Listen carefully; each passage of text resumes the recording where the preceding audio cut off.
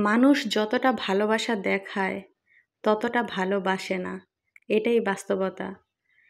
আসলে আমাদের চলার পথে না অনেক মানুষের সাথে আমাদের পরিচয় হয়। অনেক মানুষের মায়ায় পড়ে যাই আমরা। অনেক মানুষকে একান্তই অনেক বেশি কাছের করে ফেলি। আবার দেখা যায় যে অনেক কাছের মানুষ আছে যারা তাদের ব্যবহারের মাধ্যমে এতটাই দূরে চলে যায় যা আমরা কল্পনাও করতে পারি না। আসলে মানুষকে কাছে টানা বা আপন করে নেওয়ার এই প্রবৃত্তিটা হয়তোবা সহজাত। এটা আপনাকে মানসিকভাবে সাময়িকের জন্য শান্তি দিবে। কিন্তু দিন শেষে কিন্তু আপনি একা, বড়ই একা। সো আজকে আমার এই কথাগুলার পেছনে অনেক কারণ আছে।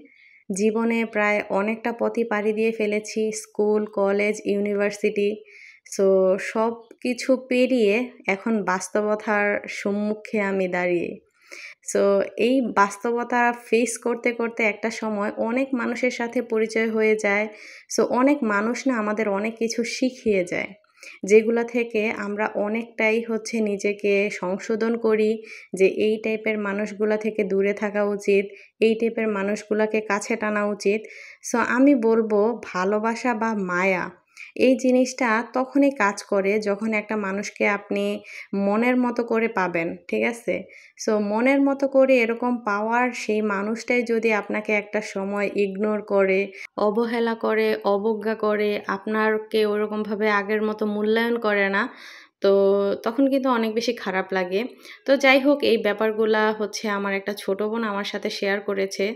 অ্যাকচুয়ালি সে রিসেন্টলি অনেক বেশি শক পেয়েছে তার গুটি কয়েক ফ্রেন্ডদের মাধ্যমে।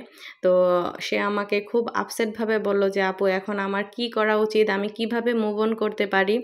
তো যাই হোক আমার যেটা মনে হলো যে আমি বললাম ওকে যে, "শোনো, যেই মানুষগুলার কাছে তোমার প্রায়োরিটি নেই, যেই মানুষগুলা তোমাকে মূল্যায়ন করতে জানবে না, তুমি তাদের কাছে কখনোই যাবা না।